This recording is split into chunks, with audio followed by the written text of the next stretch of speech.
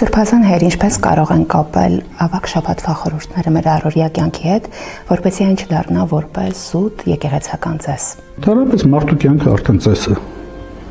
Ծեսը հենց առաջացել է մարդու կյանքի մեջ։